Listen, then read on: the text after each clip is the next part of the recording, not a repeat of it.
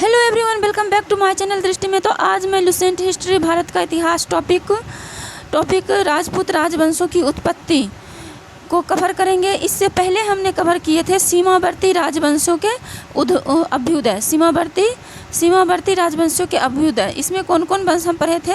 तो हम सीमावर्ती राजवंशों के अभ्युदय में हम पढ़े थे पाल वंश, सेन वंश और कौन वंश था, याद कीजिए और कमेंट में लिख के बताइए कि हमने सीमावर्ती राजवंशों के उदय में कौन कौन वंश पढ़े थे। पाल वंश पढ़े थे, ये देखिए, ये रहा पाल वंश। यहाँ देखिए कौन कौन पढ़े सीमावर्ती राजवंशों के उदय में। पाल वंश पढ़े थे, सीमावर्ती राजवंशों का अभ्युदय। पाल वंश के बाद हम पढ़े थे ये सेन वंश। पाल वंश के बाद क्या पढ़े थे?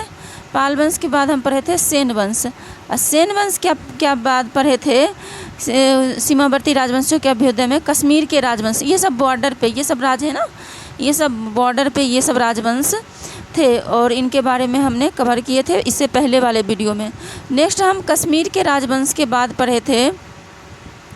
कवर किए थे कामरूप का बर्मन वंश। कश्मीर के राजवंश के बाद हमने क्या कवर किए थे? कामरूप का बर्मन वंश। और मेरा सीमावर्ती राजवंशों का अभ्युदय जो टॉपिक था वो ख़त्म हो गया था। अब नेक्स्ट टॉपिक हम जो शुरू कर रहे हैं, राजपूत राजवंशों की उत्पत्ति। तो राजपूत राजवंशों की उत्पत्ति कैसे होती है और कौन कौन राज आते हैं, उस चीज़ को मैं आज लुसेंट में कवर करने जा रही हूँ। तो ये भी इम्पॉर्टेंट है, राजपूत राजवंशों से क्वेश्चन आते हैं। तो सबसे पहला है गुर्जर प्रतिहार वंश। कौन वंश है? गुर्जर प्रतिहार वंश।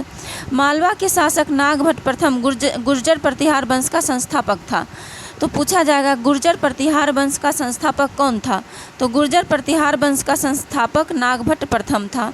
नागभट्ट सकेंद्र को राष्ट्रकूट सम्राट गोविंद तृतीय ने हराया था। नेक्स्ट है नागभट्ट सकेंद्र को राष्ट्रकूट सम्राट गोविंद तृतीय ने हराया था।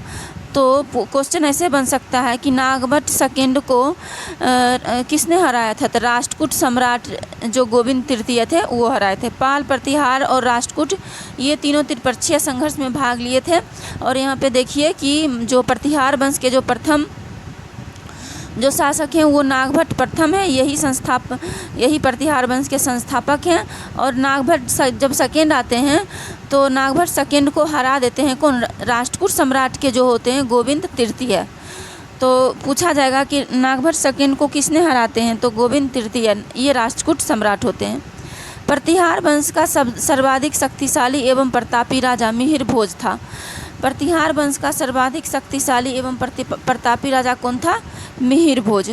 नेक्स्ट है कि मिहिर भोज ने अपनी राजधानी कन्नौज में बनाई थी। मिहिर भोज ने अपनी राजधानी कहाँ बनाई थी? कन्नौज में। वह विष्णु भक्त था। उसने विष्णु के सम्मान में आदि बराह उपाधि ग्रहण की। मिहिर भोज ने अपनी राजधानी कहाँ बनाए थे? कन्नौज में। और वे जो थे विष्णु भक्त थे, उसने विष्णु के सम्मान में आदि बराह की उपाधि ग्रहण की थी। तो पूछा जाएगा क्वेश्चन कि मिहिर भोज ने अपनी राजधानी कहाँ बनाई थी? तो मिहिर भोज ने अपनी राजधानी कन्नौज। मिहिर भोज था कौन? मिहिर भोज जो था प्रतिहार वंश का सबसे शक्तिशाली राजा था और वह विष्णु भक्त था। और मिहिर भोज जो थे वो विष्णु भक्त थे। मिहिर भोज किसके भक्त थे? विष्णु के भक्त थे। मिहिर भोज ने विष्णु के सम्मान में आदि बराह की उपाधि ग्रहण की। और मिहिर भोज किसके सम्मान में आदि बराह की उपाधि धारण करते हैं? तो विष्णु के सम्मान में। और ये भी आ सकता है कि मिहिर भोज ने कौन सी उपाधि ग्रहण की? तो मिहिर भोज ने आदि बराह की उपाधि ग्रहण की है। नेक्स्ट है राजशेखर प्रतिहार शासक महेंद्र पाल के दरबार में रहते थे। ये भी क्वेश्चन बन सकता है कि राजशेखर किसके दरबार में रहते थे? तो राजशेखर प्रतिहार शासक महेंद्र पाल के दरबार में रहते थे। नेक्स्ट है कि इस वंश का अंतिम राजा यशपाल था। पूछा जाएगा कि गुर्जर प्रतिहार वंश या प्रतिहार वंश का अंतिम राजा कौन था? तो अंतिम राजा जो था ये था यशपाल। 1036 ईस्वी में ये अंतिम राजा था। कौन? तो यशपाल ये प्रतिहार वंश के अंतिम राजा थे ये भी आ सकता है। दिल्ली नगर की स्थापना, ये काफ़ी इम्पोर्टेंट है, पूछा हुआ क्वेश्चन है, फिर पूछ सकता है कि दिल्ली नगर की स्थापना तोमर नरेश अनंगपाल ने 11वीं सदी के मध्य की थी। दिल्ली नगर की स्थापना, दिल्ली नगर की स्थापना किसने की थी? तो तोमर नरेश अनंगपाल ने। तो याद रखिएगा, तोमर नरेश अनंगपाल ने दिल्ली नगर की स्थापना की थी। आगे है गहरवाल राठौर राजवंश। अब देखिए गहरवाल राठौर राजवंश देखते हैं। गहरवाल वंश का संस्थापक चंद्रदेव था। गहरवाल वंश का संस्थापक कौन था? गहरवाल वंश का संस्थापक चंद्रदेव था। तो पूछा जा सकता है कि जो राजपूत राजवंशों में जो गहरवाल वंश है, गहरवाल राजवंश, उसके संस्थापक कौन थे? तो गहरवाल राजवंश के संस्थापक थे चंद्रदेव। इसकी राजधानी वाराणसी थी। और इसकी राजधानी कहाँ थी? वाराणसी। इस वंश का सबसे शक्तिशाली राजा गोविंद चंद्र था। और इस वंश का सबसे सर्वाधिक शक्तिशाली राजा कौन था? गोविंद चंद्र। इसका मंत्री लक्ष्मीधर शास्त्री का प्रकांड पंडित था। मतलब जो कह रहा है कि जो गहरवाल वंश के सबसे शक्तिशाली राजा गोविंद चंद्र थे। तो जब ऐसे क्वेश्चन आएगा कि गहरवाल वंश के सबसे शक्तिशाली राजा कौन थे, तो आंसर हो जाएगा गोविंद चंद्र। नेक्स्ट क्वेश्चन बनेगा कि जो इसके मंत्री, जो लक्ष्मीधर थे, गहरवाल वंश के मंत्री थे और ये प्रकांड पंडित थे।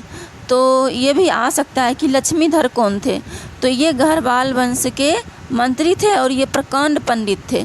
मतलब इनको बहुत ज़्यादा नॉलेज था। जिसने कृतकल्पतरु नामक ग्रंथ लिखा, ये भी आई है। पूछा जा सकता है कि कृतकल्पतरु की रचना किसने की? तो कृतकल्पतरु की रचना की है लक्ष्मीधर ने। कृतकल्पतरु की रचना किसने की? कृतकल्पतरु की रचना की है लक्ष्मीधर ने। नेक्स्ट है गोविंद चंद्र की एक रानी कुमार देवी ने सारनाथ में धर्म चक्र जिन विहार बनवाई। मतलब कि गोविंद चंद्र की एक रानी जो है कुमार देवी, उसने सारनाथ में धर्म चक्र जिन विहार बनवाई। तो क्वेश्चन आ सकता है ऐसे कि किसने धर्म चक्र जिन विहार बनवाई? तो गोविंद चंद्र की रानी, जो गहरवाल वंश के राजा थे गोविंद चंद्र, उनकी जो पत्नी थी कुमार देवी, उन्होंने सारनाथ कहाँ है? यूपी में। वो जो है धर्म चक्र जिन नामक विहार बनवाती है। विहार जो बौद्धों का रहने का जगह होता था। उसके बाद है पृथ्वीराज थड ने स्वयंवर से जयचंद्र की पुत्री संयोगिता का अपहरण कर लिया था। अब देखिए गहरवाल वंश के ही राजा हैं कौन? पृथ्वीराज थड। और ये क्या करते हैं? स्वयंवर से, मतलब जब स्वयंवर हो रहा होता है उसी समय जयचंद एक राजा होते हैं, उनकी पुत्री होती है संयोगिता, उनका अपहरण कर लेते हैं।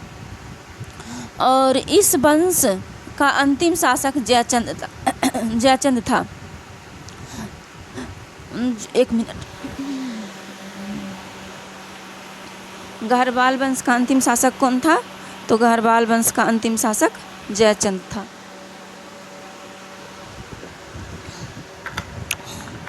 तो गहरवाल वंश के अंतिम शासक जो होते हैं वो जयचंद होते हैं। इस वंश का अंतिम राजा यशपाल था। और इस वंश के अंतिम राजा कौन होते हैं? यशपाल। और 1036 ईस्वी में जो थे ये तो गुर्जर प्रतिहार है, हम पढ़ रहे थे गहरवाल वंश। ये देखिए इम्पोर्टेंट है। पृथ्वीराज थड ने स्वयंवर से जयचंद की पुत्री संयोगिता का अपहरण कर लिया। पूछा जाएगा कि पृथ्वीराज थड ने मतलब किसकी पुत्री को अपहरण किया था? तो जयचंद की पुत्री संयोगिता का। और जयचंद जो है इस वंश का अंतिम शासक, और गहरवाल वंश का अंतिम शासक कौन था? जयचंद, जिसे गौरी ने 1194 के चंदावर युद्ध में मार डाला। और जयचंद को जो है गौरी 1194 ईस्वी के चंदावर के युग में मार डालते हैं। हमें प्लीज़ कमेंट करके बताइएगा चंदावर कहाँ है, नहीं तो क्वेश्चन ज़रूर पूछिएगा, मैं कमेंट कर दूँगी। नेक्स्ट है कि जो पृथ्वीराज थर ने स्वयंवर से जयचंद की पुत्री संयोगिता का अपहरण कर लिया। इस वंश का अंतिम शासक जयचंद था और जो गहरवाल वंश था उसका अंतिम शासक कौन था? जयचंद, जिसे गौरी ने, हाँ ये इम्पोर्टेंट है कि 1194 में चंदावर के युद्ध में मार डाला था। तो पूछा जाएगा क्वेश्चन, जयचंद को किसने मारा था? तो गौरी ने मारा था। कब मारा था? तो 1194 में मारा था। किस युद्ध में मारा था? तो चंदावर के युद्ध में मारा था। 3 क्वेश्चन बन सकता है। जयचंद को किसने मारा था? तो गौरी ने मारा था। कब मारा था जयचंद को? 1194 ईस्वी में। और किस युद्ध में मार दिया था? तो चंदावर के युद्ध में जयचंद को मार दिया था। नेक्स्ट है चहमान या चौहान वंश।